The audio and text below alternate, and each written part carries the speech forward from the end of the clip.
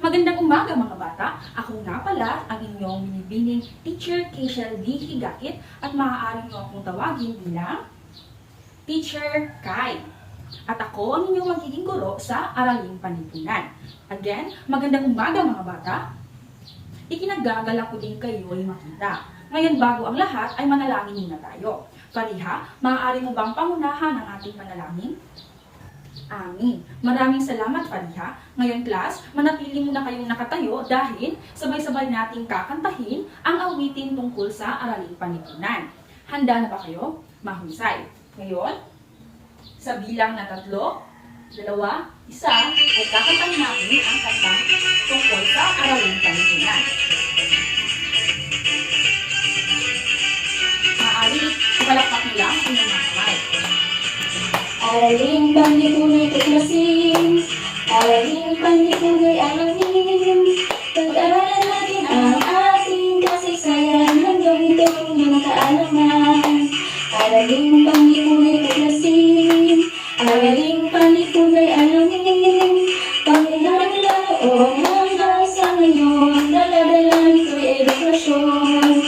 Araling Panlipunan tuklasin, Araling Panlipunan alamin.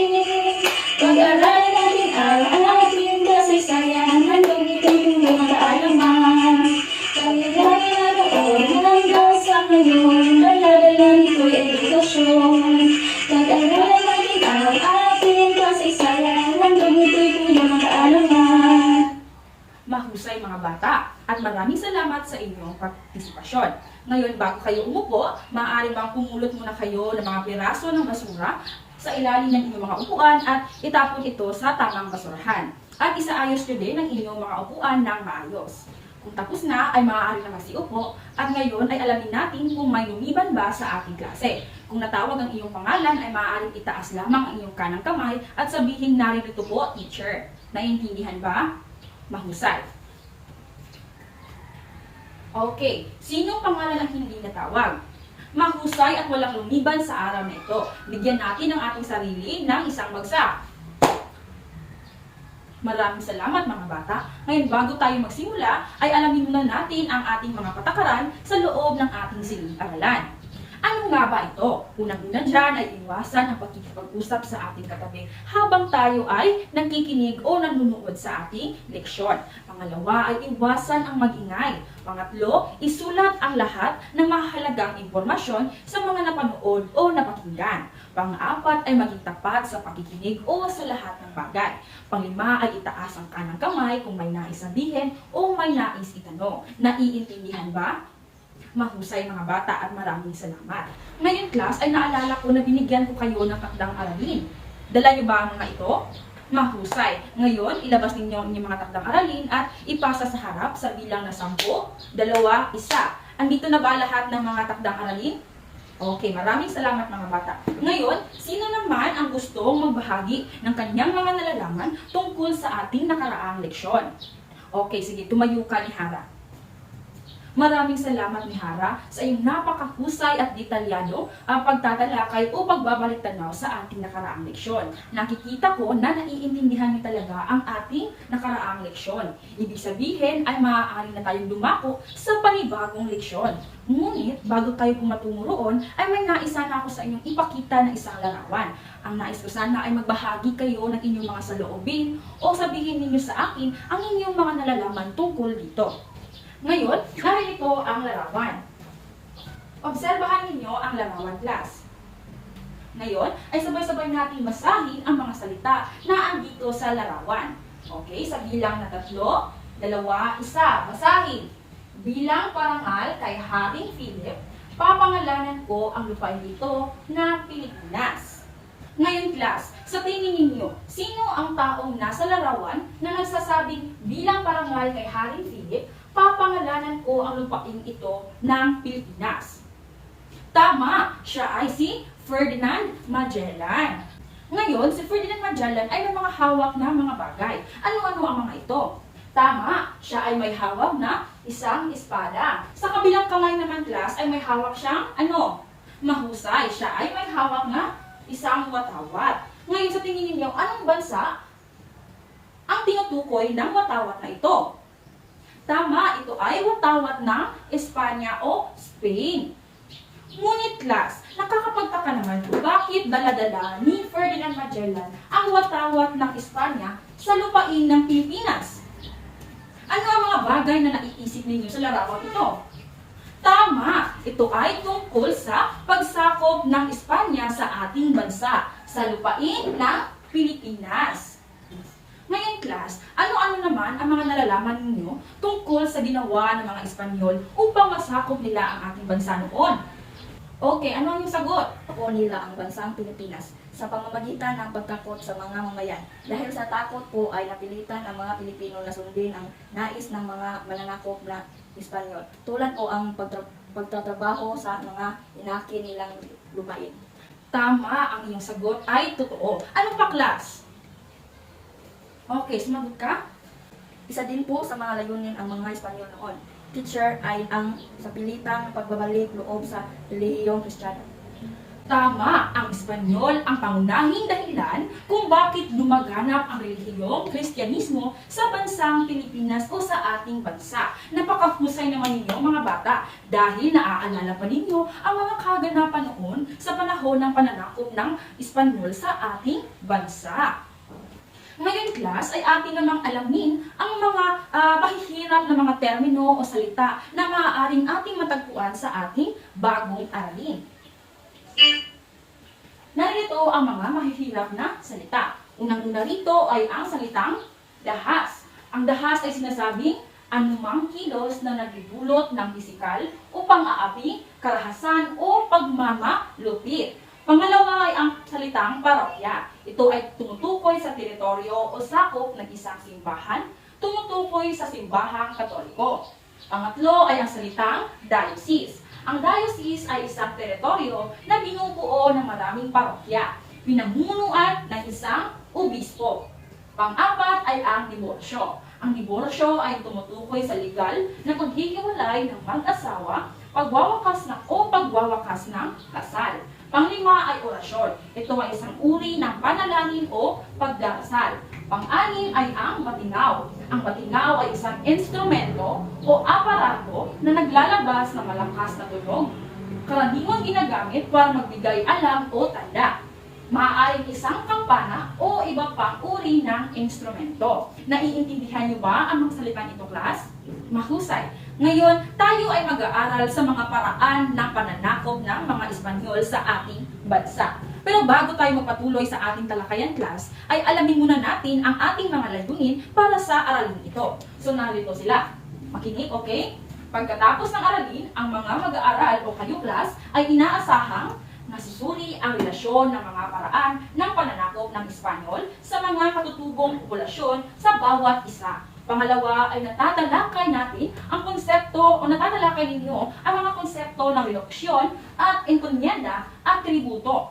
Panghuli ay ang nailalahan ninyo ang sariling pananaw tungkol sa pagpapalaganap ng relihiyong Kristyanismo. So again, tayo ay magkakaroon ng talakayan tungkol sa mga pamamaraan o paraan ng mga Espanyol upang masakop nila ang ating bansa. Ngayon class, may iba't ibang pamamaraan na ginamit ang mga Espanyol upang sakupin ang ating bansang Pilipinas at kontrolin ang mga sinaunang katutubo o Pilipino. Actually, may tatlong estratehiyang ginamit ang mga Espanyol sa pananakop sa ating bansa.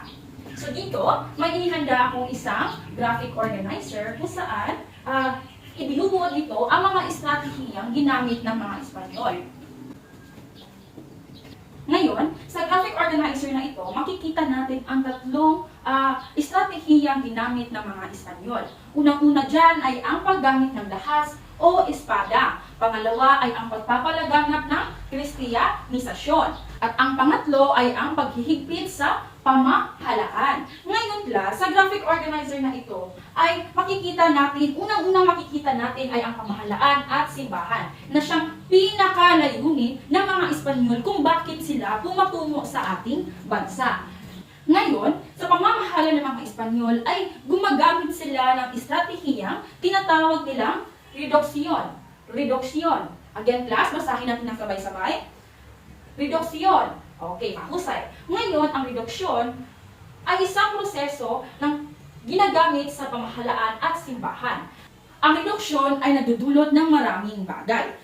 Halimbawa niyan ay ang mga mabubuting epekto at hindi mabubuting epekto. So narito ang mga hindi mabubuting epekto ng reduksyon o paggamit ng prosesong reduksyon.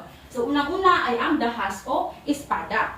Dito, sa pilitang ang pagpapasunod ng ating mga katutubo sa mga batas ng Espanyol, kautusan o mga patakaran. Ang mga ayaw magpasakop ay sa pilitang sinasakop sa pamamagitan ng dahas.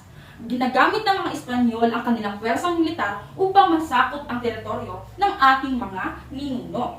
Ngayon class, dito sa epektong dahas o espada ay matatalakay natin ang mga konseptong tungkol sa tributo, encomienda at pulo. Ngayon class, sa araw na ito at tatalakayin lamang natin ang tributo at encomienda. Sa susunod na araw na ang talakayan tungkol sa pulo. Dito naman sa kabilang banda na Kristiyanisasyon. Ito ay tinitingnan ng maraming tao bilang mabuting epekto ng kolonisasyon ng Espanyol sa ating bansa. Ang Kristiyanisasyon ay kumbersyon ng mga Pilipino sa Kristiyanismo na nagsisimula sa pagbibinyag. So ang pagbibinyag o baptism sa Ingles ay siyang pinakauna o simula ng pagiging Kristiyano. Ngunit, maliban sa pagbibinyag ay marami ring dulot ang Kristiyanismo sa bawat tao.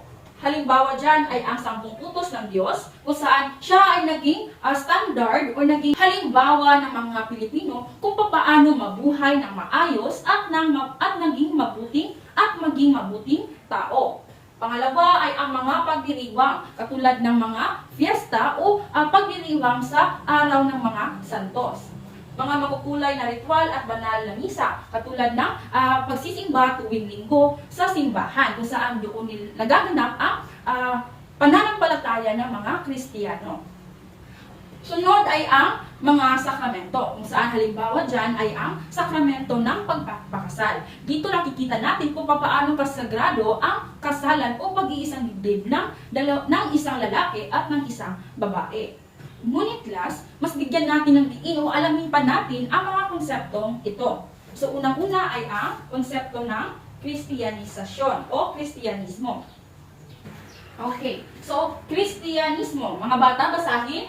Kristiyanismo. Mahusay. Ngayon, ang Kristiyanismo class ay relihiyong pinapalaganap ng mga Espanyol sa pamamagitan ng sa pamamagitan ng pananakop. Hinihikayat ang pagpunta ng mga misyonero sa Pilipinas. Tulad na lamang ang larawang ito. Ang larawang ito ay isang napakasikat na pinta sapagkat nilalarawan ito ang unang misa ng mga Espanyol sa ating bansa. Ito ay naganap sa lugar kung saan sila unang dumaong. Nakikita naman natin sa larawan na andito ang isang misyonaryo at ang mga Espanyol.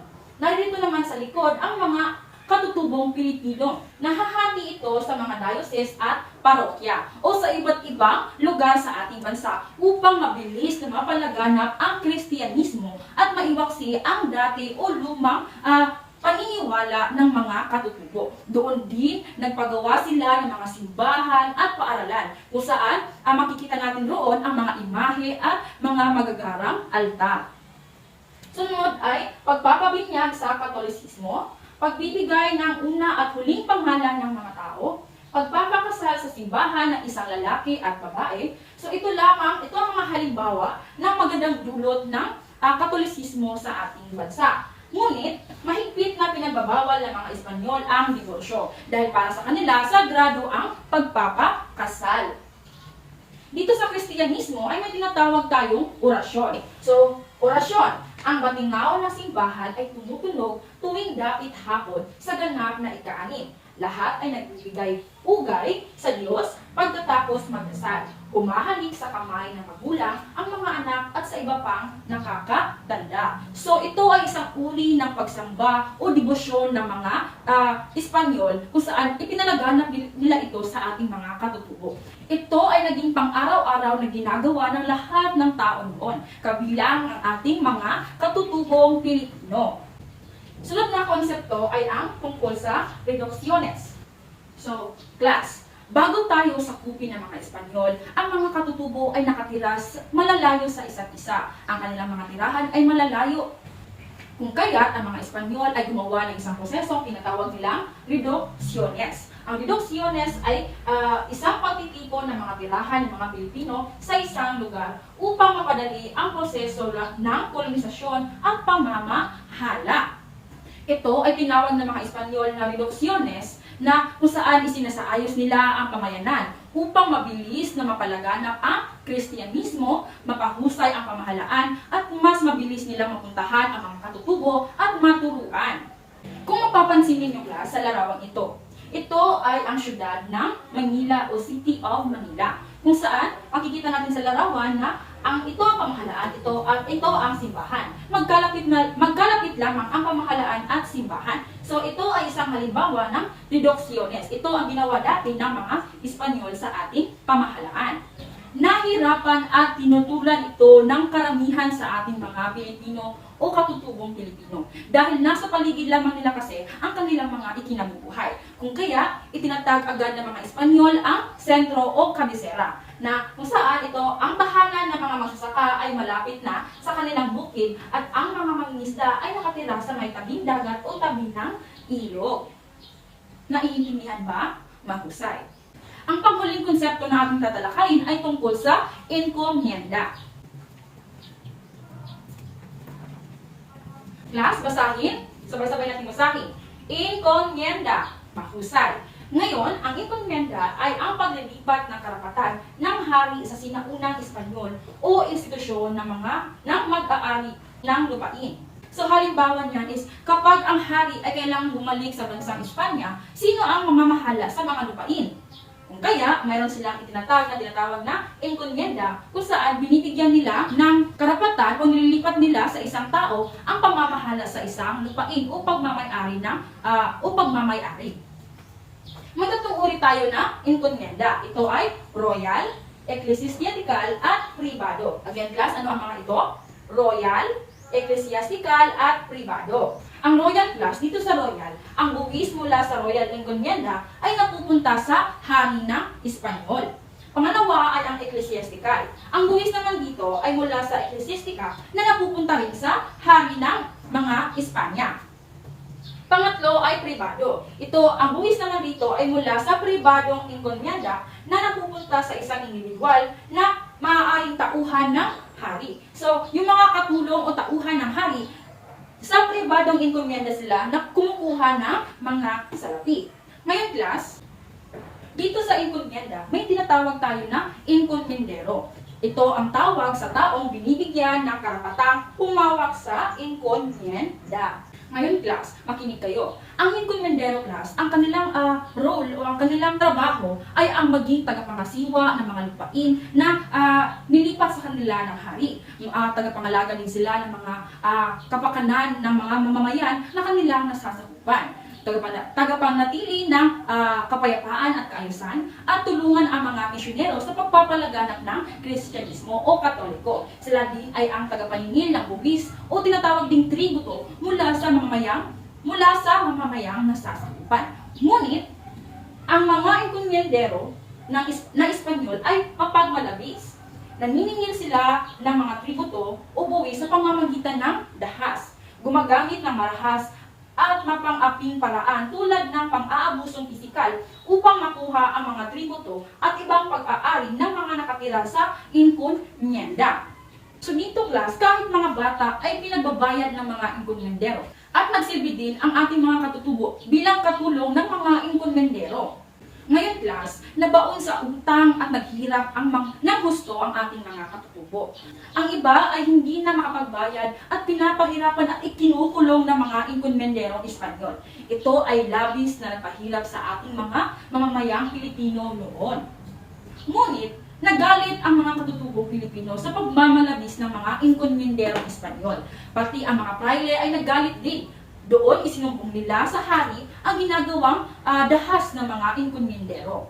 Dahil dito, ang mga industriya ay hindi umunlad at ang pamumuhay sa ating bansa ay mas naging mahirap, lalo na sa ating mga katutubo. Ngayon class, naiintindihan ba ninyo ang tatlong konsepto na ating tinalakay ngayon? Mahusay. Again, tayo ay tumalakay tungkol sa Kristyanismo, reducciones, at encomienda. Ngayon class, may mga katanungan ba kayo tungkol sa ating talakayan? Mahusay. Ngayon natapos na ang ating diskusyon, ay magkakaroon tayo ng isang aktibidades. Ngayon, hahatiin ni teacher ang klase sa dalawa. Ito ang magiging unang grupo at ito ang pangalawang grupo.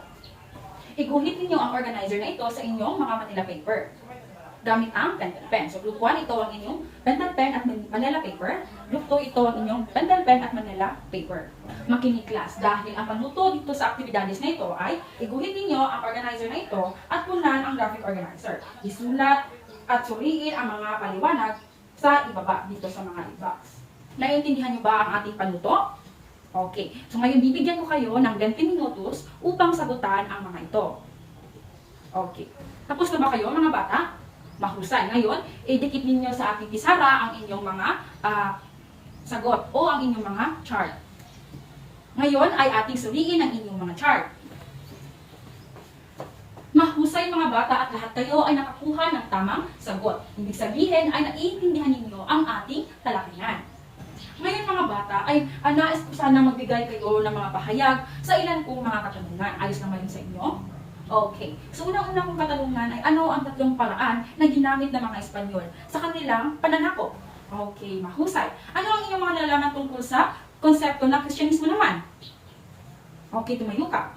Mahusay ang inyong sagot ay napakatama. Ngayon, ano naman ang mga layunin ng Espanyol sa paggamit ng reduksyon? Okay, tumayo ka. Mahusay. Ngayon, sino ang makapagpapaliwanag ng ugnayan ng encomienda at tributo? Okay, tumayo ka. Mahusay mga bata. At nakikita ko, kayo ay nakinig talaga na mabuti sa ating leksyon. Ngayon, may mga katanungan ba kayo ukol sa ating leksyon, class? Mabuti naman at wala. Ibig sabihin ay naiintindihan ninyo ang ating talakayan. At ibig sabihin yan ay handa na kayo sa ating pagsusulit. Ngunit, bago natin simulan ang ating pagsusulit, ay kopyahin muna ninyo ito sa inyong mga kwaderno at pag-aralan. Tapos na bang kopyahin mga bata? Okay. Ngayon ay magkakaroon tayo ng pagsusulit. Makinig at babasahin ni teacher ang panuto sa inyong pagsusulit. Sa unang inyong pagsusulit ay tatalakay ninyo at ipaliwanag ang inyong mga sagot sa bawat tanong. Sa inyong pangalawang pagsusulit naman ay kumpletuhin ang pahayag sa ibaba. Ilahad ang inyong mga salubin o pananaw tungkol dito. Ngayon sabay-sabay natin basahin class. Para sa akin, ang relihiyong Kristyanismo na ipinalaganap sa Pilipinas noong panahon ng pananakop ng Espanyol ay isulat ang inyong mga sagot sa padlang. Okay? So, kopyahin ninyo ito at isulat ang sagot sa inyong papel. Ngayon, bibigyan ko kayo ng 30 minutos upang tapusin ang pagsusulit na ito. Tapos na ba, class? Okay, ipasa sa harap sa bilang na 10, 3, 2, 1. Andito na ba lahat ng papel? Mahusay at maraming salamat. Ngayon, dahil tumunog na ang bell, ay mag-iiwan na lamang ako sa inyo ng isang takdang aralin. Ito ay patungkol sa ating leksyon. Isulat ito sa inyong kwaderno at sagutan ito sa inyong bahay at ipasa sa susunod na pagkikita. Makinig at babasahin ko ang inyong takdang aralin. Ang panuto dito ay gamit ang isang mahabang papel o bond paper, gumuhit ng graphic organizer upang itala at ipaliwanag ang ugnayan ng sumusunod. Unang-una ay ang kaugnayan ng reduksiones at Kristyanismo. Pangalawa ay ang encomienda at ang tributo. Naiintindihan niyo ba, class? Mahusay. Ngayon, paalam mga bata.